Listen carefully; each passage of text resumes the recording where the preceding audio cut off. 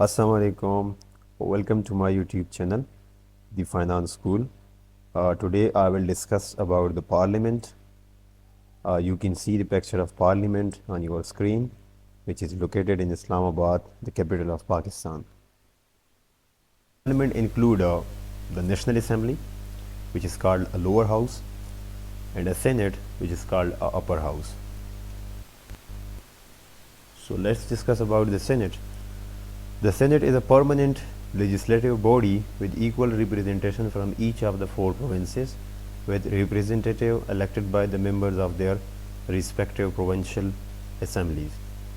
There are also representatives from Islamabad Capital Territory. Members are elected for a period of 6 years.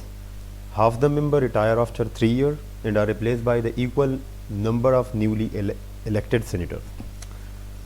जो senator की time period होती है वो 6 साल होती है और हर 3 साल बाद सेनेट का इलेक्शन होता है, जिसमें हाफ ऑफ द सेनेटर जो हैं वो रिटायर हो जाते हैं, फिर उनकी जगह पे न्यू सेनेटर जो हैं वो इलेक्ट होके आ जाते हैं. Senate is a permanent institution. The election of all member is not held at the same time and so it continue to be present on a permanent basis. जो national assembly है वो चूँकि 5 साल उसके जो पूरे हो जाते हैं तो वो ख़त्म हो जाती है, लेकिन जो सेनेट है वो ख़त्म नहीं होता, वो परमानेंट इंस्टीट्यूशंस हैं, वो हर टाइम कायम रहता है. The members elect from themself a chairman and a deputy chairman.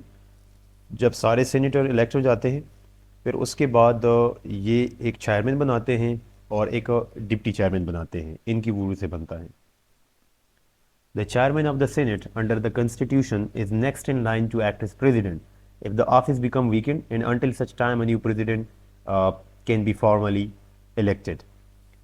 जो चेयरमैन है सेनेट का वो मिसाल के तौर पर सदर पाकिस्तान जो है वो पाकिस्तान में नहीं है, बाहर चले गए हैं, तो वो जो चेयरमैन ऑफ सेनेट होता है वो कायम मुकाम सदर होता है मुल्क का.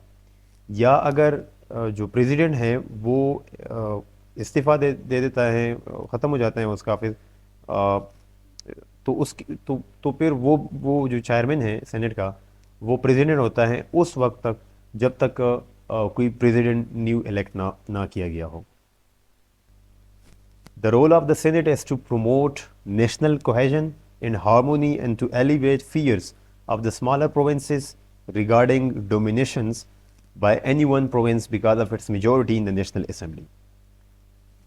चूँकि जो नेशनल असेंबली है उसमें इक्वली डिस्ट्रीब्यूशंस ऑफ सीट नहीं हैं अमोंग द प्रोविंसेस, तो जो सेनेट है उसमें चूँकि इक्वली डिस्ट्रीब्यूशन है और उसका जो सेनेट है वो प्रमोट करता है, उसका रोल ये है कि वो नेशनल कोहेजन को प्रमोट करे और इस डर को ख़त्म करे, जो स्मॉलर प्रोविंसेस हैं उनकी इस डर को ख़त्म करे कि जो मिसाल के तौर पर पंजाब हैं जो उसकी जो सीट है नेशनल असेंबली की वो ज़्यादा हैं, तो KPK जो है उसका कम है, बलूचिस्तान की सबसे कम है.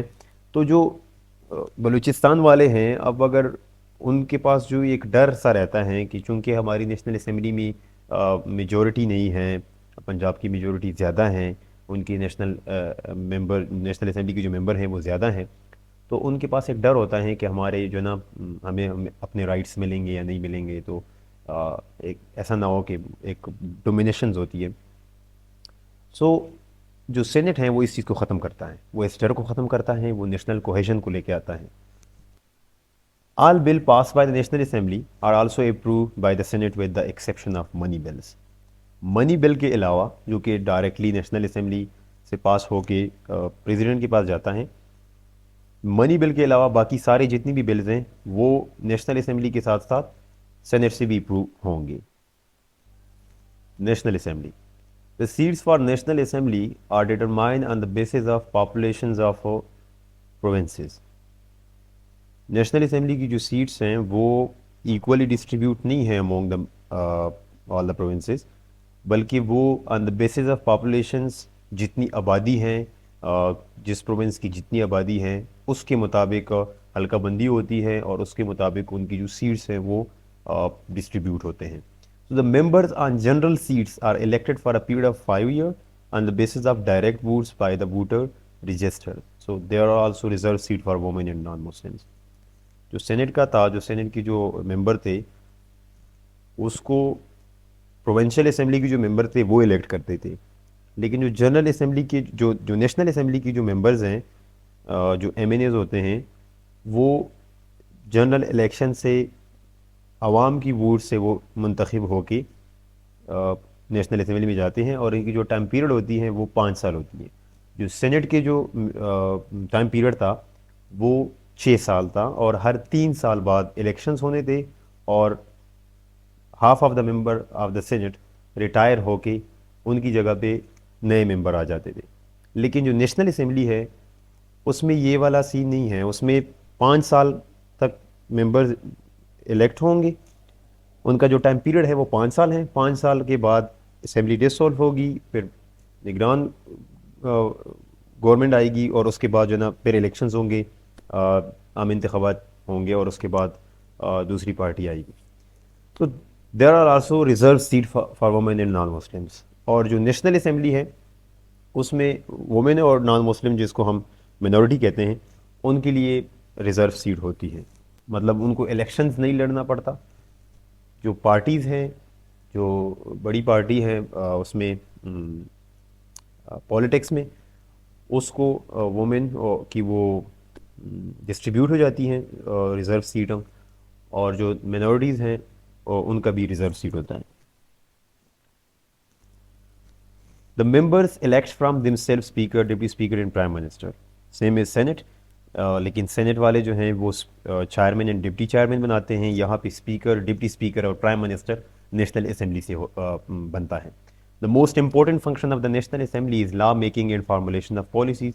नेशनल असेंबली का जो इम्पोर्टेंट फंक्शंस हैं, जो काम है इनका, वो ये है कि कानून बनाए और पॉलिसीज़ को इम्प्लीमेंट करे।